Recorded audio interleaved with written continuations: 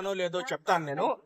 So movie first ఎత్తుకుంటే నాకైతే movie average అని నాకు అనిపించింది. ఓకే, సూర్య గారు మన adapter Sons of Telugu states కాబట్టి స్లైట్లీ మోర్ దాన్ యావరేజ్ అని కూడా నేను చెప్తాను అనమాట. బట్ మనం డెఫినెట్లీ మెచ్చుకోవాల్సింది ఏంటంటే సూర్య గారి యాక్టింగ్ అయితే ఎక్సలెంట్ ఉంది.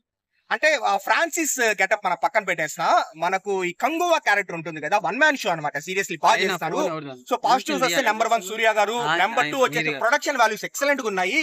అంటే ఆ 11th సెంచరీ ఇయర్ 1070 ఇయర్ లో జరిగే ఆ పీరియాడిక్ సెటప్ అంతా కూడా బాగా ప్రాపర్ గా చూపించినారు మనకు.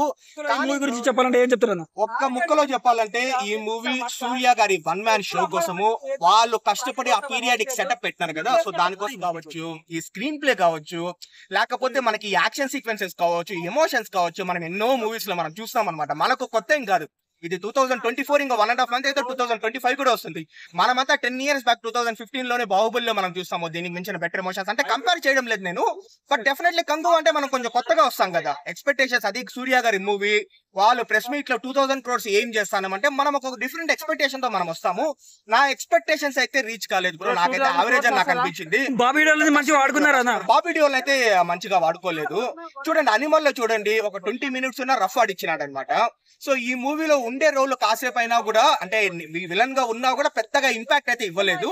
అండ్ దిశా పతాని మనకుంది. ఆ అమ్మాయి తెలిసినదే దిశా పతాని ఎందుకు తీసుకుంటారు కాబట్టి, ఒక లైక్ ప్రాపర్ మోడల్ ఆ అమ్మాయి, ఇంకా గ్లామర్ ఎక్స్పోజింగ్ కోసం తీసుకుంటారు. ఆ అమ్మాయి కూడా ఓకే, స్టార్టింగ్ లో ఫ్రాన్సిస్ అది ఇది కొంచెం పర్వాలేదు. బాబీ డియోల్ కొంచెం బెటర్ గా పెట్టింటే బాగుండేది. అది నేను చెప్తే బాగుండదు, అది లాస్ట్ లో చూస్తే బాగుంటది అనమాట. బానే ఉందంటే లీడ్ 2 కి ఇచ్చిన, అది మనకు కంగువా 2 కి వచ్చేసి లీడ్ ఇచ్చినారు. బట్ నన్ను అడిగితే కంగువా 1 తోనే స్టిక్ అయిపోవడం బెటర్ అనమాట. ఎందుకంటే సూర్య గారు ఇంకా బెటర్ మూవీస్ చాలానే తీయొచ్చు. నాకు ఒక యావరేజ్ మూవీ అని నాకు అనిపించింది ఇప్పుడు. అది కూడా ఏంటంటే రెగ్యులర్ స్టోరీనే ఉంది కాబట్టి యావరేజ్ ఎందుకంటున్నాను అంటే, సూర్య గారి యాక్టింగ్, యాక్షన్ సీక్వెన్సెస్, అక్కడక్కడ డిఎస్పీ గారి బీజిఎం మనకు బాగుండడము. సో ఓవరాల్ గా నాకు యావరేజ్ 1 time వాచబుల్ అని నాకు అనిపించింది. నేను పెట్టుకున్న ఎక్స్పెక్టేషన్స్ అయితే మ్యాచ్ కాలేదు. హిట్ అయ్యే ఏమైనా ఛాన్సెస్ ఉన్నాయా? ఇప్పుడు hit, super hit, blockbuster అనేది మూవీ క్రిటికల్ అక్లైమ్ కంటే కలెక్షన్లు బట్టి చెప్పేస్తున్నారు అనమాట. ఇప్పుడు మౌత్ టాక్ ఏమో నాకు వచ్చేసి అనిపించలేదు, నా ఫీల్ యావరేజ్. బట్ దీనికి ఒక 500-600 కోట్లు అనేది అన్నారు వచ్చింది అనుకోండి, ఆబ్వియస్లీ ఇది కూడా సూపర్ హిట్ అంటారు కదా, మనం చెప్పలేము. సో కలెక్షన్లు బట్టి టాక్ ఉంటుంది. నాకైతే మూవీ యావరేజ్ అని నాకు అనిపించింది.